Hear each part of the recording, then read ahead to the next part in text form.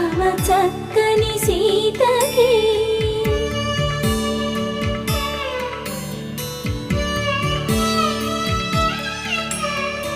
ఎర్ర జాబిలి చేయి రాముడేడని అడుగుతుంటే